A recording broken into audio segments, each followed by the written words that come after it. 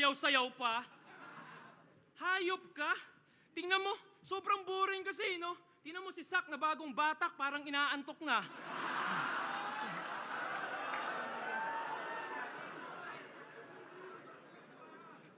Tingnan nyo, kaya dinadamay pa yung pagdidis, kaysa doon lang daw mas nakilala. Tangina, di ba sa pagdidis ni Sinyo sa asawa mo, doon lang din sumikat yung tanginang yan?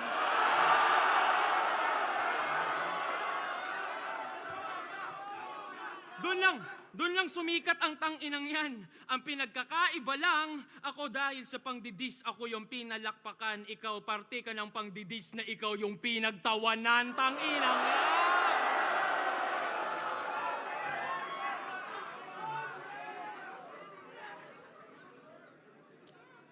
Game! Huling round na. Di ba kilala kang mahilig mandamay ng anak ng kalaban? Okay. Kinwestiyon niya pagiging tatay ni Zaito, yung tao daw palpak. So pagpag daw yung pinapakain sa pamilya, yun ang sa akin tumatak kasi sino ka para pagsabihan yung taong maayos na palaki yung tatlo niyang anak? Dekada na yung nagpapakapapa. Ikay buwan pa lang na nagiging amabay. Kumbaga nasa level 1 ka pa lang ng pagiging tatay. Nagtatayo ka pa lang ng tahanan. Yung pinupuna mo, isa ng subok na haligi ng bahay. Kupal! Di ba? Tas yung premyong isang milyon, pang bibili niya lang daw ng bag ni Ann. Talaga? Ganong regalo mas mahalaga? Dude, maging mabuti kang ehemplo sa anak mo. Yun yung pinakamagandang regalo mo sa kanya. O, regalo. Nakuha niyo yung essence? Tapos na tayo sa past at history. Walang nakakuha ng present. Present. Present. Past, history, tangina. So future naman. Future, hinaharap. Yung susunian?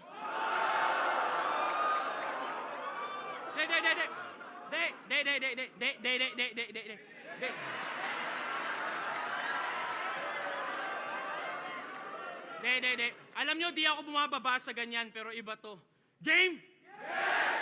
Hindi ako nag-iimbento pag sinabi kong pinakamalibog si Ann Mateo.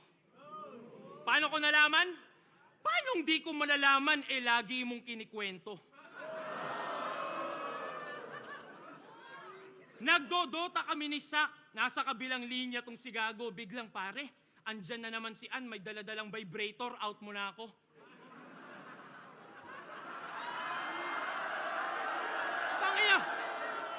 Tangina, real talk. Kami ni Sak talaga na pa. Yo, did that nigga really just say that?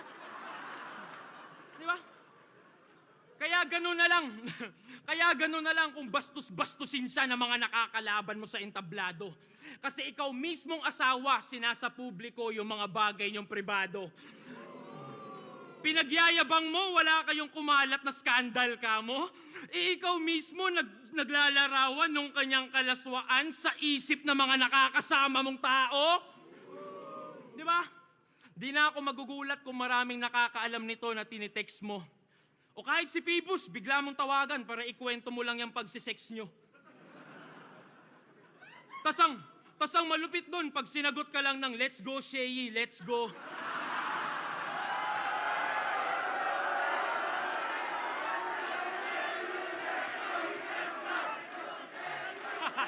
Kupal! Bastos na asawa! Hoy!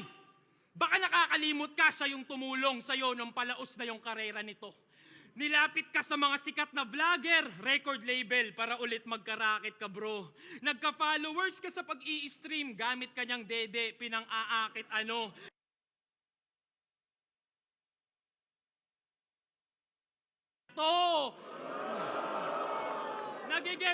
Nagigets niyo yung pattern? Gusto niya nadadamay si Ann para pag-usapan because that's how he makes bread.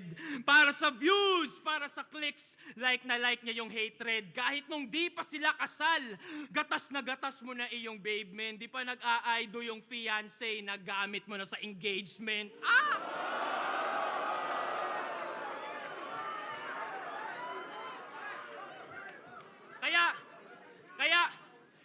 ganun na lang, di ba? Kaya okay lang sa kanya na tira-tirahin yung taong dahilan kung ba't siya nandyan. Si Ann yung pagpipiestahan sa Facebook feed, tas ang nabubusog ay ang tanginang yan. Siya yung nilalait, ikaw nag-aabang lang. Siya yung tinitira-tira, pero ikaw yung nagkakaroon, dala ng mga panlaman tiyan, tanginang yan. Di ba? Isipin nyo, gagi. Isipin nyo, gagi. Isipin nyo, gagi, wala na kasi siyang hype, kaya kailangan niya yung misis niya lagi. Para atensyon natin ma-focus doon sa may katawan para lang pagtakpan kanyang pagiging nobody. Kasi, real talk pare, kung walang Ann Mateo, matagal na dapat walang Seyi. Isipin mo yan. Ang masaklap, naghuhubad siya ng damit nang mabihisan ka lang.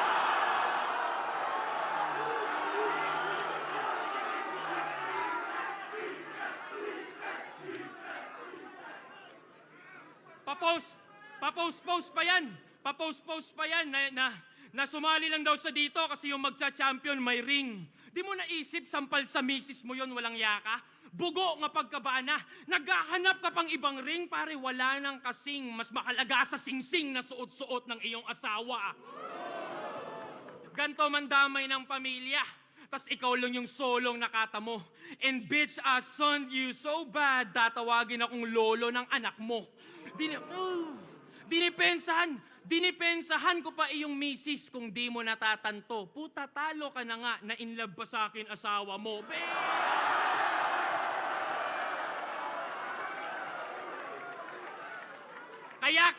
Kaya kitil ka sa akin, gago. Kahit si Phoebus pa iyong amo, kahit may assist ka palang hurado. Ang kaso, di marumi ang DDS, ikay malinis din na ba?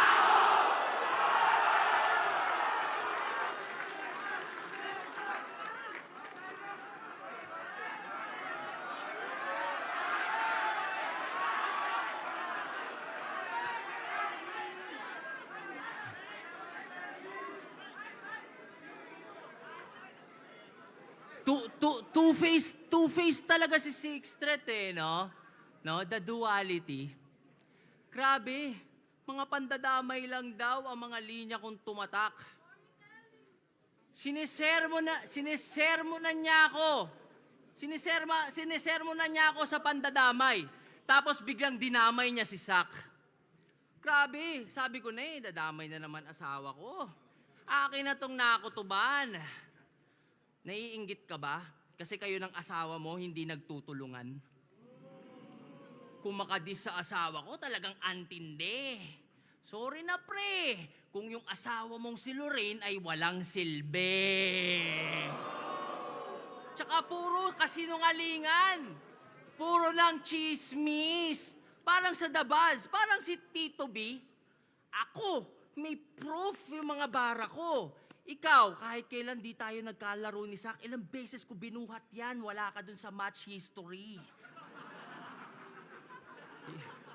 Yawa na to. Parang gago. Maging magandang ehemplo sa anak ko. Tarantado. Buhay na yung anak ko kahit habang buhay na akong di magtrabaho. Guys, sabi mo kay Akata, kung salbahe talaga siya, huwag siya magmaskara at magtago sa ibang muka. Putang ina mo pala Sang-ayon ako sa'yo. Reklamo? Wala. Favor meron. Pwede ba sabihin mo din yan kay Putsch? Gawain niya kasi yan Actually, buong dong gago. Kaya mo ba sila pagsabihan? Sige nga. Yan. Diyan ako may problema. Puro ka preach sa ibang tao. Ang dami mong kuda, pero sa sarili mong bakod, di mo magawa. Parang yung binanggit ko kanina, pinagtatanggol si Badang. Yung kaso hayaan daw sa korte dumaan. Pero sa extrajudicial killings, no comment naman. Kasi, proud siyang DDS. Siyempre, Davao resident siya. Nakita ko sa DP mo sa FB, si Taylor Swift daw president niya. Yun ba ang reason, ha? Ba't gusto mo ang EJK, ha, 60? Yung mga naaakusahan, gusto mong maparusahan quickly para lang mapatunayang isa kang Swiftie? Buti pa sa pagiging Swiftie, vocal ka. Sa importanteng bagay, hindi. Alam kong aware ka sa putukan sa paligid, hindi ka bulag pipi at bingi. Si Taylor Swift nag-stand up sa Tortured Poets kahit mabigat pa ang makabangga. Tapos itong battle rapper sa importanteng battles di makapagsalita. Nung na-expose kayo, pinadelete nyo yung video. Bakit? Yung katotohanan di nyo kaya tanggapin? Alam mo bang dahil doon ang naging dating yung art form madali lang manipulahin? Napupolitika na rin? Ano yon? Mula ngayon, lahat ng labang may nabanggit na di nyo trip, papadelete nyo na rin? Ikaw naman walang imik na atim mong palampasin? Na yung boses ng sining ay kanilang tanggalin? Yung sining na nagbigay sa'yo ng boses, hinahayaan mo ganyanin!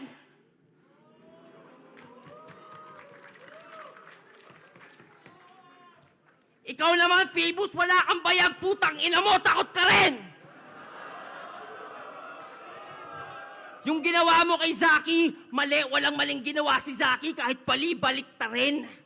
Ganito ang bunga pag walang pagmamahal at puro lang pera ang tinanim, kaibigang. Kaibigang kita, kaya kita nire-real talk. Bagay na di mo kayang gawin! Saan ka ba natakot, Phoebus, ha? Sa Babala Part 2? Alam mo kung ano nagra-rhyme?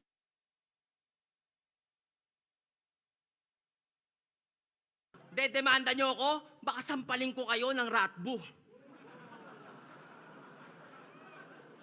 Tingin nyo, kaysa paboran ng batas ang freedom of speech at artistic expression, mas bibigyan nito ng value ang fragile ego ng mga iyaking rapper like you?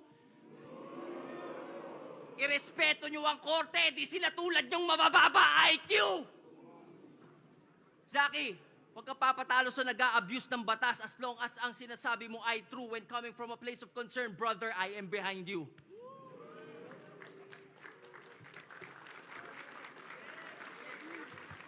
Ngayon, alam ko na, ba't to sumama sa mga basura? Kaya naman pala, nagdonggago ang puta kasi pare-pareho kayong mga banta sa kalayaan ng kultura! Pati sa kritiko ng dating Pangulo, nagbanta ka rin. Habang mata nagniningas. Wag daw silang pupunta sa Davao pag binomba ng China, Pilipinas. Puta, tama ba yun? Yung pagkatao mo, nasan? Porket hindi ka sundo sa politika, deserve na pagkaitan ng kaligtasan! Ganun ka kababaw mag-isip! Kapwa mo Pinoy iyong matitiis. Woo! Buti nga, mamatay kayong lahat dyan. Yan, di kasi kayo DDS. Ganun ba yon, ha? Hoy, kakagan bars, pulbura na ata laman ng sentido niya.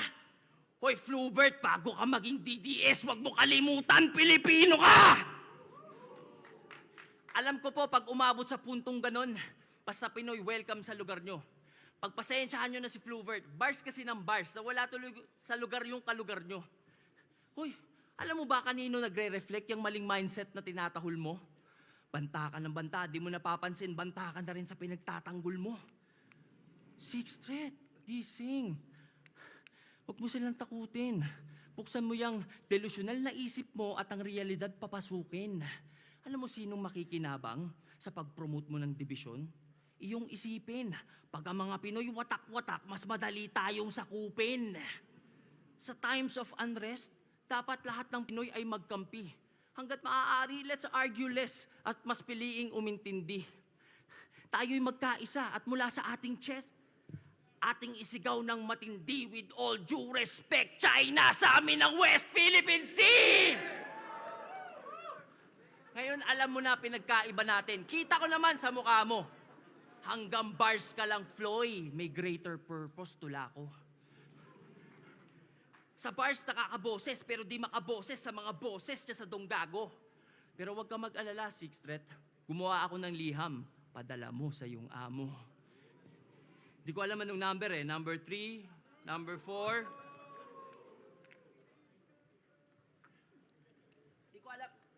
Di ko alam anong number eh. number 3, number 4, number 5. Yan. Dear Kuya. May gusto lang ako sabihin. May gusto lang ako sabihin. Shh. Seryoso to, seryoso to. Seryoso to, ha? Dear Kuya, may gusto lang ako sabihin. Una sa lahat, para sa akin, isa kang legend, isa sa puno at ugat. Gaya ni FM, wala kang katumbas kung usapan ambag. Sa katunayan, kanta mo kinanta ko sa school nung ako'y unang nag-rap. Kuya, sabi nila, tinagalog mo lang. Kung totoo man yon, salamat, isa ako sa napasaya mong milyon-milyon. Ako'y Pinoy, hindi Ingles ang pangunahin kong lengguwahe. Pero dahil sa'yo, naintindihan ko ang isang magandang mensahe. Kuya, sa totoo lang, naisip kitang idis sa battle na to. Naghanap ako ng pangit, pero sorry, maganda nakita ko. Noon pa lang mga panahong pinaglalaban mo ang nababadoyan sila sa rap, ito'y pinaglaban mo. Ayaw mong nababadoyan sila sa rap, yun din pinaglalaban ko. Pero kuya, sa totoo lang, sa panahon ngayon, di pasok sa panlasa ng bagong henerasyon ang mga gawa niyong bara. Ikaw pwede pa, pero mostly, yung mga gawa talaga ng iyong mga kasama. Pero hindi dun galing ang hate na iyong tinatamasa. Kuya, yung burat ng tao dahil sa nasa iyong paligid. Tinitira ang mga bago kahit nananahimik. Tas tila walang sumasaway, yung amo tahimik. Nagmumukha tuloy ikaw, may pakana o nakaisip. At kuya, isa pa, pag rap lang. Huwag mong palakihin. Nagmumukha ka tuloy pikon sa bagay na ginagawa mo rin. Danas ko rin ang matinding bash. At ito lang ang akin. Pag di ka natakot na masira, doon ka na di kayang sirain. At sa mga matatanda, sa matatanda na kasama ni kuya, gusto niyo yung benefits ng pagiging nauna? Gampanan niyo muna responsibilities, mga idol. Di kayo kinikilala? Makipagkilala kayo ng walang bit-bit na rifle. Kayo yung nakakatanda. Dapat mauna kayo maging humble. Kasi ang mga nauna dapat ang leader at ang leader nagli-lead by example. Kuya, alam ko, respeto lang ang iyong gusto. Ang solusyon ko dyan, ito, sagutin mo tanong ko. Sa 14 years ng battle rap, papa-flip top o sunugan, kahit isang beses, nagpunta ka na ba? Nanood ka na ba sa mga bago sa iba't ibang kampo para suportahan sila? Kaso kuya, ang mas gusto mo ata ay magkulong lang sa grupo mo palagi. Eh kung hindi ka ramdam ng buong kaharian, paano ka kikilalanin bilang hari?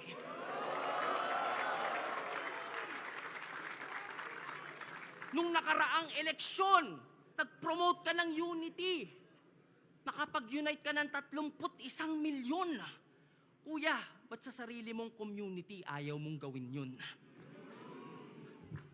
At ikaw, ha? Ikaw yung nandyan. Ikaw sana yung nakakaintindi. Ikaw dapat nagko-call out sa mga seniors 60 at nag-a-advise dyan, pre. Kaso wala, duwag ka. Ako patuloy gumawa kahit na hindi ko parte. Well, at least napatunayan ko sa mga tao na wala kang silbi. At sa PS, sa mga di makaintindi, mga mandidis yan sigurado. Pero sige lang, be my guest, di ako mai-stress sa mga duranyo. Importante, my attorney says, kayo'y walang pwedeng maikaso, hindi nyo ko malilitis, kayo'y malinis tinarantado!